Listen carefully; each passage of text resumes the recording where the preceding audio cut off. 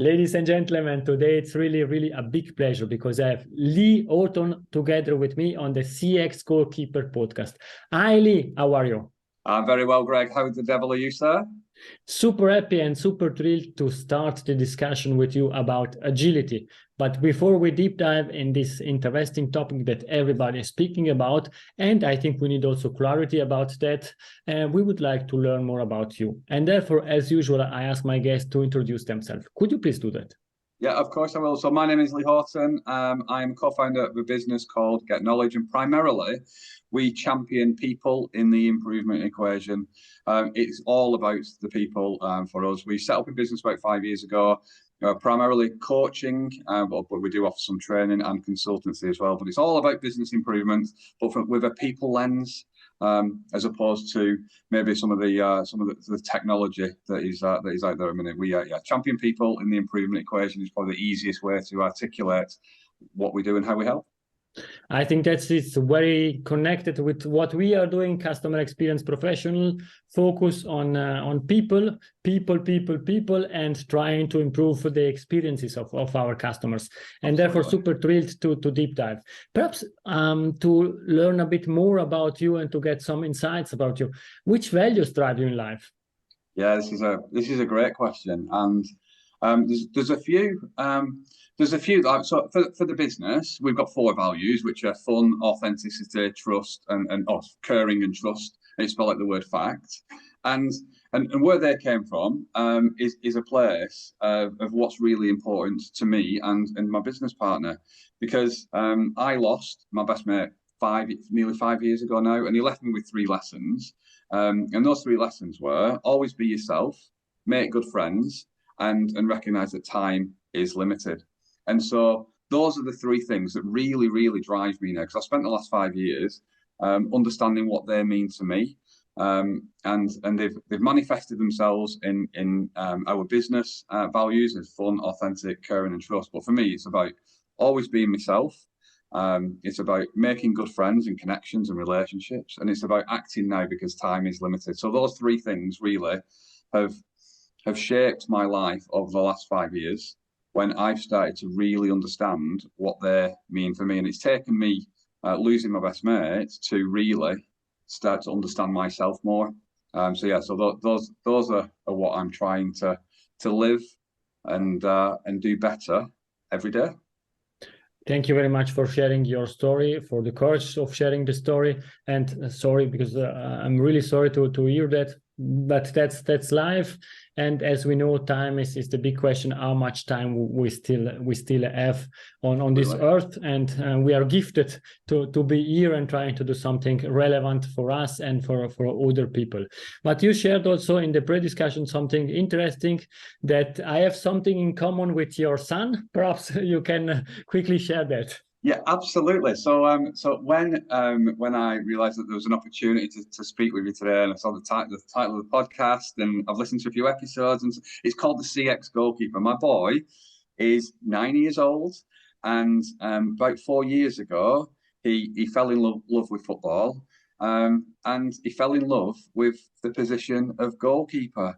So for the last 4 to 5 years, I've got a deeper interest and a really deep interest in goalkeeping through my boy. So he's my retirement plan. If all goes well, in 10 years' time, I can retire, because he is a Premier League international goalkeeper. But yeah, so that's why I was really drawn to this podcast as well. It's just because of the affinity I've got with goalkeepers now, which I never realised I would have as much. So yeah, it's good, really good.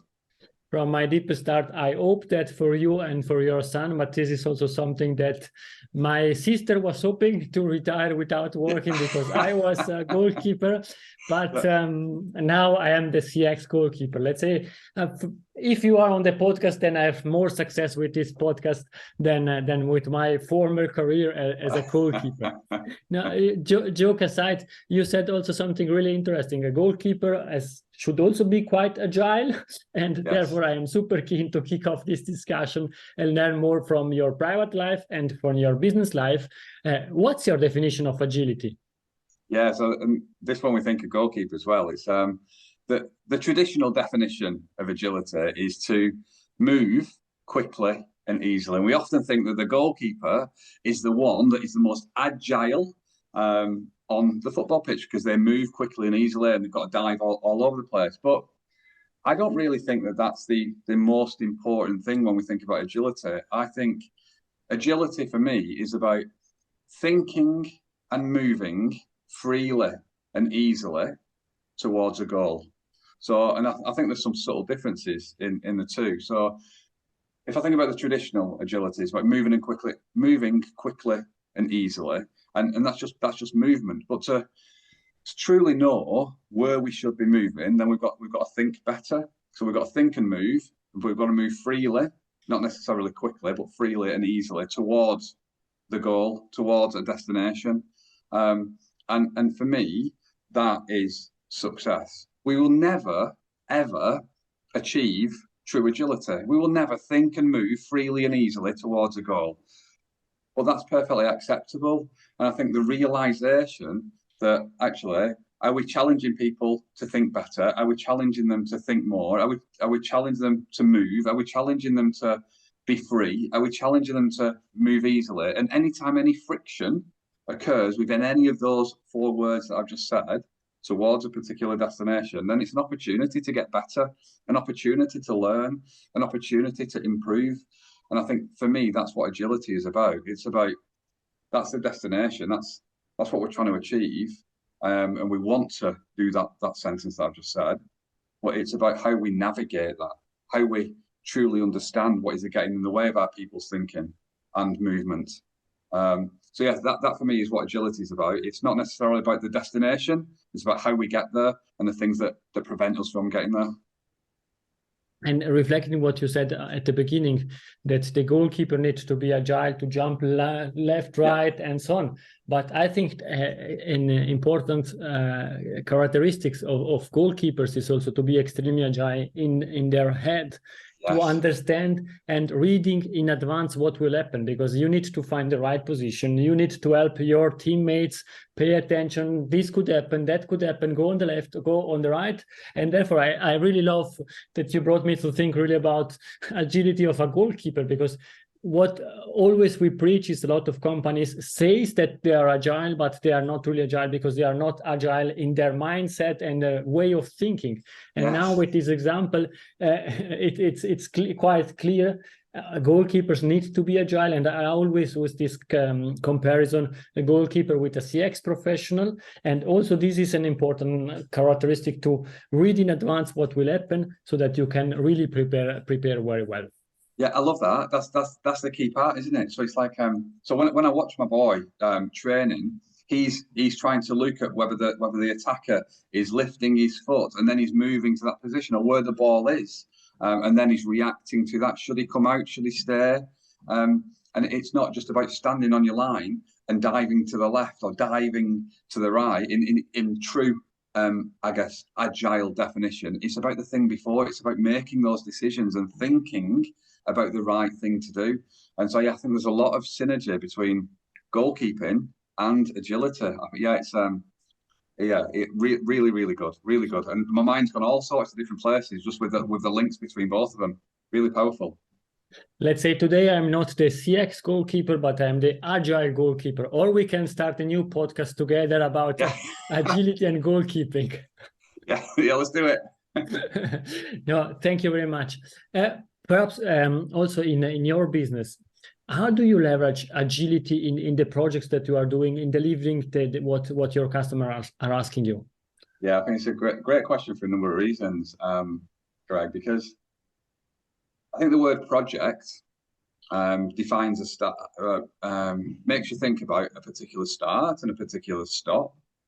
But agility should continue beyond the project. And I think when we think about thinking, just with the word project, it's defined. So how does it help us? I guess it's about removing the barriers of the start and the stop. It's about actually the day that the project ends in it, I guess on the Gantt chart, is actually the day that you truly understand whether you're agile, whether you truly understand whether you've got agility, whether people are really actually thinking and moving freely and easily towards that goal by themselves without the external support coming in to help them. But can they actually think and move freely and easily towards that goal by themselves? And for me, that is the focus of everything we do. It's got to be sustainable. And the only way it's sustainable is if you focus on the habits.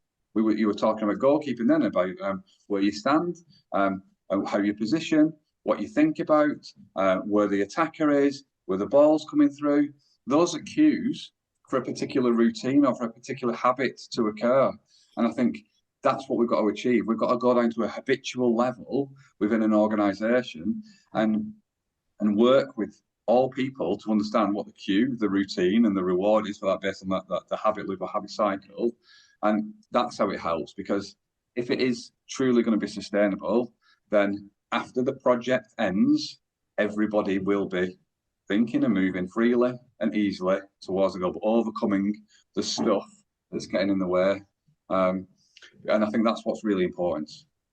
And I think what you're saying, it's really interesting, because there is one really well-known trainer that is saying after the game is before the game. And if you, in this project, if you can create this mindset and you set these habits, then also for the older projects or initiatives, if you are in an agile way of speaking, in the other initiatives, you can leverage what you learned, and you can continue develop what you did and what also the new stuff. I think this is really, really interesting. I listened to a lot of books, and I listened to a book the other day for the second or third time, and I heard a quote at the end of it. It's a book by Chip and Dan Heath called Switch, and it's an amazing change management book, and it has a lot of practical advice in it. And at the end of the book, it said, "There's no single moment when a monkey learns to ride a skateboard, and it's like when a child learns to walk. There is a single moment when they might take the first step, but they've not learned to walk. They've learned to walk with all of the little things that they've done, the positive reinforcement, the encouragement that they've had, and then afterwards they're going to then take another step, and they're going to do 2 steps, 3 steps, 4 steps. They're going to get faster, more confident, more competent. They're going to start running. They're growing, and so there's no single moment when a monkey learns to ride a skateboard, or there's no single moment when a team or a business or a department or a person becomes agile. It's a continuum, and we just get better at doing what we're doing. And that's why I think the projects, a lot of people are focused on just delivery in that moment, and success is getting to the end of it, turning everything green, and then we're all right. But if you actually have a continual focus, then that it will be sustainable, will be more successful, and will be amazing for the people.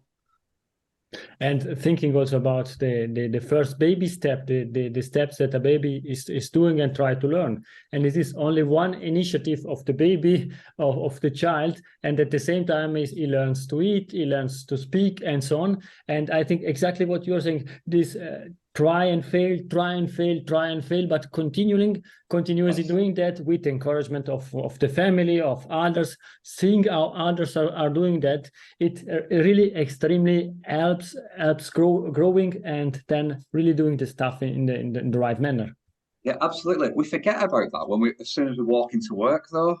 We forget about the lessons that those that are nearest and dearest to us, the ones that we help and support to develop every single day and be better human beings, that we help them learn to walk and speak and all of those things. But when we walk through the door into our work environments, we seem to forget those lessons, and we become so focused on project, define, start, stop, business, all of that stuff, rather than focusing on the whole and just people getting better every single day. And I think that's what's really important, because a lot of people point fingers at leaders, but leaders are people as well. And they don't necessarily have the same opportunities to learn and get better every single day as well. And I think we need learning environments, learning organizations as opposed to those that just do independent projects that are to solve a particular problem. We're solving a bigger problem in reality. We're solving a bigger opportunity, and that's continual learning and making those things acceptable. I've just sparked a thought in my mind as well, is that there's 4 words: failure, challenge, conflict, and problems. That when I say those words, people think that those are negative. People think that actually those are really, really bad. But they're the most positive words that we should be encouraging in an organization. So if I go back to when you asked me the question about agility and about thinking and moving freely and easily, if we come up against a problem, if we come up against a challenge, if we come up against any conflict, if we come up against any of those things while trying to achieve that, then we need to just work through it, overcome it, raise our hand and flag it up and deal with it. And we try to tend to kind of steer away from it, and those are bad things, but they're not the really positive, and those are what we need to expose and make acceptable if we're truly going to become agile organizations. It's incredible what you're saying, and coming back also to the learning topic. There is a great comparison also to soccer or to football for our European friends. There, think about a team. The team trained the whole week to play 90 minutes. It means training and learning they spend most of their time on training and learning for that event on Sunday or on Saturday. And therefore, I think that's also extremely important. How much time do we really invest in companies learning this new way of working, learning what needs to be done, learning soft skills, what you are saying, and how we are treating other people. That's a big topic that it's extremely important. Absolutely. And it's everybody learning, not just those that are doing the job, because leaders, I'll come back to, they have the finger of blame pointed at them. Oh, we just need new leaders. We need to get rid of him or her and bring in somebody new. But have we really allowed them to learn? The leader's playground is the real world. So I think there's huge opportunities for the right organizations to do this proper. And it just comes down to looking at on a habitual level and on a thinking level to really engage our people in what's important. I think you are really touching the most important or the core of agility. It's not this tool or that tool or how you do workshops, but it's the way how people are living, how people behave, how people are thinking. And you shared a lot of advantages of this way of working. Perhaps to think also from the other side, thinking about shareholder expectation, thinking about quarterly result, and so on. Often people and companies and leaders are saying, yes, you started with this agility, but I want to know when this project goes live because it's relevant for our shareholder, it's relevant for our partner, and you cannot always say we are working on a minimum viable product and we try to improve. I want to say when it's live, when we can stop and I can take your budget away and doing something different. How do you cope with this type of mindset and this, let's say, disadvantages that people are discussing about? Yeah, I think that's another great question, Greg, because so we've got a model and we call it the BEST model. We do like it and we do think it's like a really good model, but because the BEST spells something. And traditionally, so the T stands for targets. Those are the things that you're talking about there around revenue, profit, shareholder value, all of those things. And it might be production targets, any kind of targets, business targets is the T part of it. And then what creates those business targets is customer satisfaction. So the S part of the BEST model is satisfaction. So satisfaction drives business targets. And that's been proven time and time again. And then in the last 5 years, there's been a big movement on employee engagement, and it's been recognized that employee engagement drives customer satisfaction, which drives business targets. And then so the last 10 minutes of our conversation has been around what I'd say is the B part of it, and that's leadership behaviors or behaviors in an organization. So it's leadership behaviors drives employee engagement, which drives customer satisfaction, which drives business targets. And different organisations, they start at different levels, dependent upon their maturity and their belief in this model that we're sharing. The easiest place to start is at the top. And that's where everybody's like 10, 20, 30, 40 years ago, everybody goes, we need to save money, or we need to improve the quality of this, because we track that, we track the metrics, we track the measures of that all over the place. So people want that thing to be focused on. And then 15 years ago, when customer satisfaction or customer experience became more prominent, then people, the more mature organizations went, okay, we recognize that this is important, the targets, but we now recognize that the key factor is this thing, the customer satisfaction. So there was a big movement 10 to 15 years ago in this shift towards customer experience and customer satisfaction for the more mature organizations that wanted to do it properly. And then 5 years ago, between 5 and 10 years ago, health, well-being became more prominent in the market. And then people have made the links between employee engagement, customer satisfaction. And so the more mature organizations came with an employee engagement strategy. When I say the more mature, those that have actually linked employee engagement to customer satisfaction to business targets, not those that are just paying lip service to it. They just think it's an aside, it's an incentive, it's something to do separate to everything else. And I think now there has been more movement in leadership behavior or people behavior and the psychology of people. So I think that's the big movement that's happening now. It's about that. So to answer your question with a lot of words is what I've done so far. I think it depends on the organisation, and if the organisation is drawing the lines between the T, the S, the E, and the B, then it's far easier. If they're open to that and they believe that that's where it is. If a business is just trying to satisfy the revenue or improve or reduce the costs and they're just looking for individual projects to do so, then that's not sustainable. And they're just putting sticky plasters on the wrong knee. They're just sorting the grazes out, but they're not preventing themselves from cutting themselves.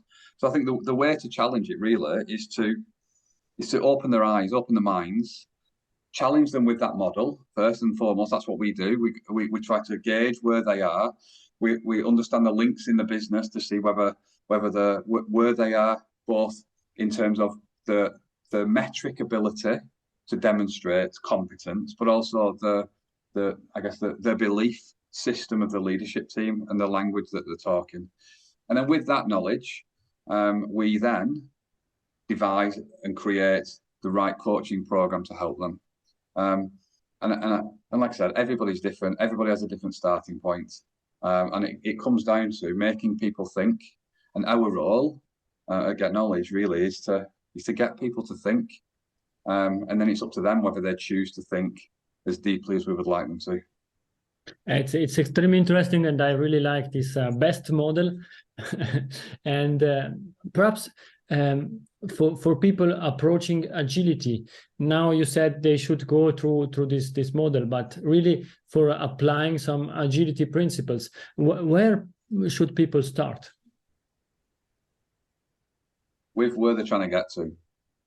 I think everything. I mean, Stephen Covey in the 7 Habits of Highly Effective People said, "Start with the end in mind," didn't it? And that really is the only place to start. Where do you want to get to? Where are you now? And how are you going to get there? That has to be, in its simplest form, the starting point. And when I'm talking about where you want to get to, I think it depends on the team, the department, the business, and at what level that you're introducing the agility. Which department are you introducing, or is it organizational wide? Because this can truly be achieved if everybody is pointing and looking in the same direction.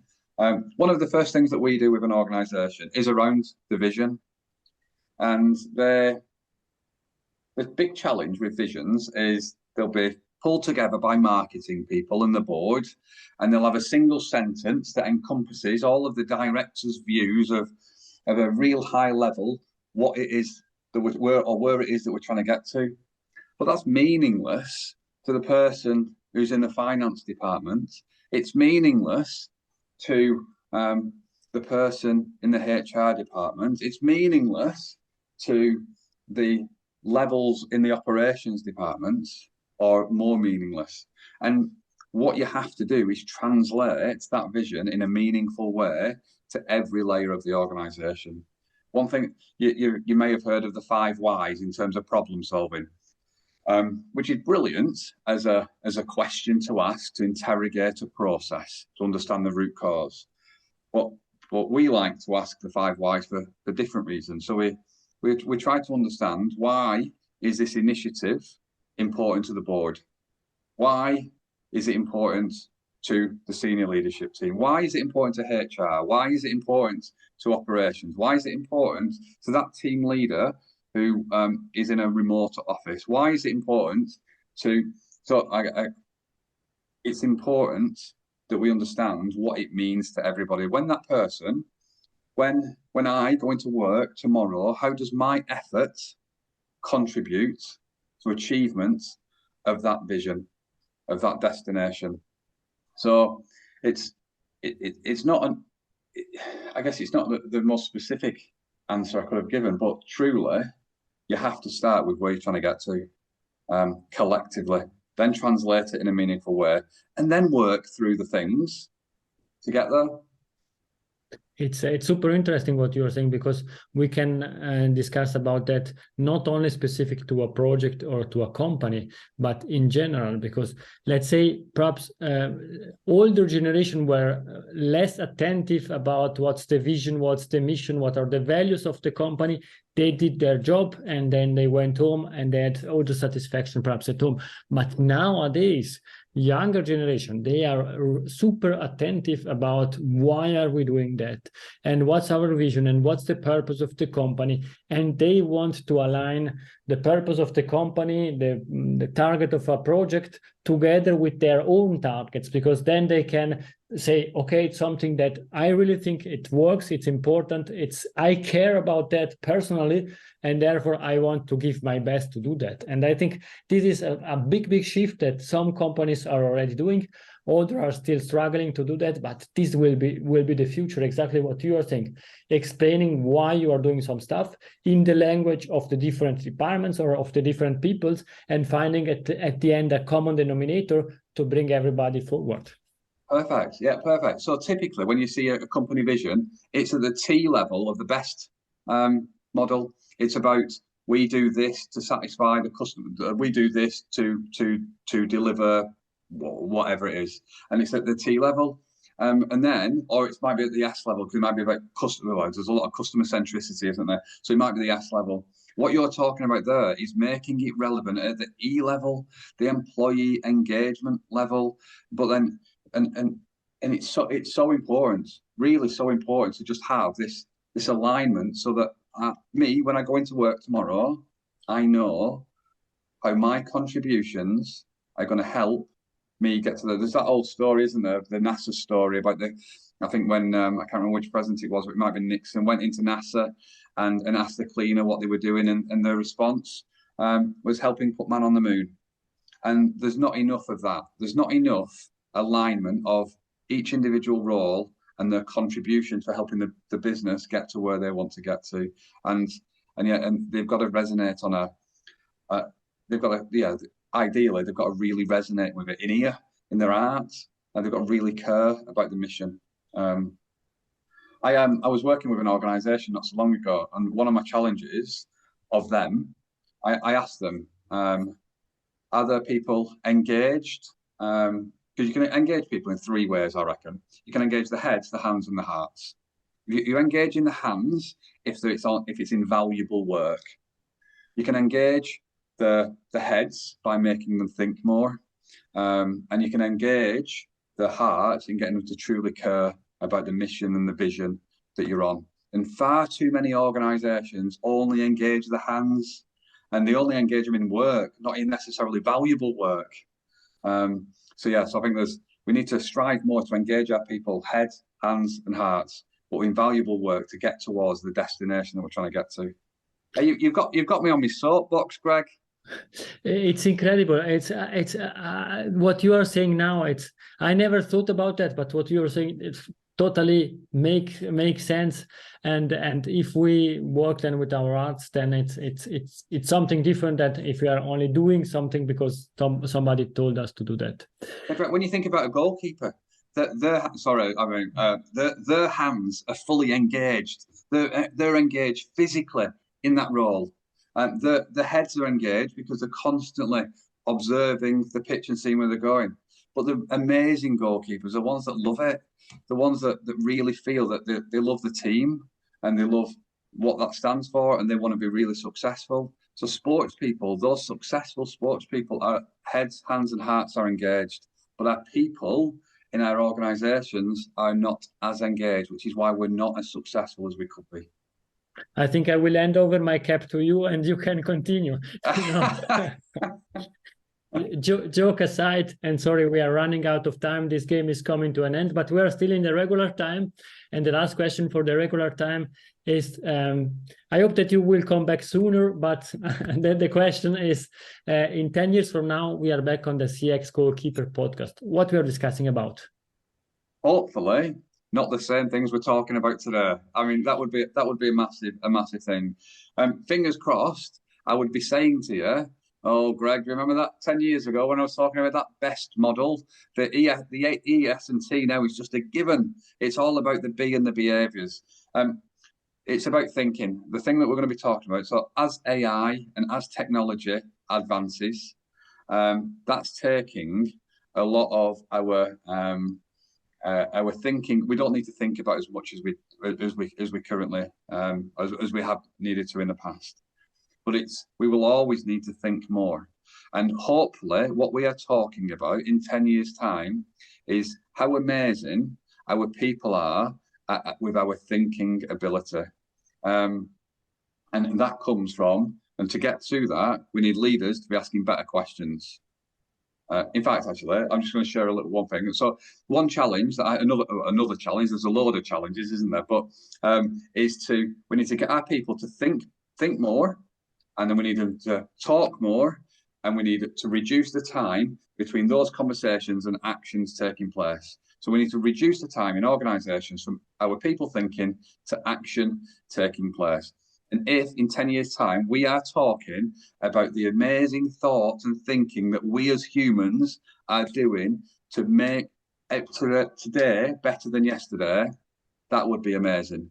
That would be amazing. We need to think more. Think more. That's why my definition that I started right at the start of this conversation, which seemed like 5 minutes ago, but I bet it was a lot longer, was my definition of agility is thinking and moving freely and easily towards a goal. And it starts with thinking. That's what we need to get better at. And that's what I would love to be talking to you about in 10 years' time. Thank you. And I hope that in 10 years' time you are retired because you are following your son through Europe and the world because he's one of the best goalkeeper. I so wish that was my answer to the question that you asked me. I so wish that was the answer. Amazing. Cheers, Greg. No, that's great. And now the game is finished, but I still have 3 questions for you in the extra time, the last 3 minutes of this podcast. The first one, is there a book that helped you during your career or during your life that you would like to suggest to the audience? Yeah, so I've mentioned one already, and I'll say that one again, but then there's another one as well. So I think Chip and Dan Heath's book, Switch, is an amazing one for anybody that is leading or being part of change. I think it's an absolute must read or listen because it just has so much actionable insight for people to use. The second book, I think, touches on the essence of what we're talking about here, and that's The Power of Habit by Charles Duhigg. He introduces the habit loop and the habit cycle, cue, routine, reward, and the craving elements of all of that. And I think if we can master that, then we're going to create more successful organizations. We all talk about culture, and the definition of culture is the sum of all of the habits. So if we want to change the culture, we've got to change the habits. And I think by reading The Power of Habit by Charles Duhigg, it'll give some amazing insights into how to do that. Thank you very much, Lee. And what's the best way to contact you?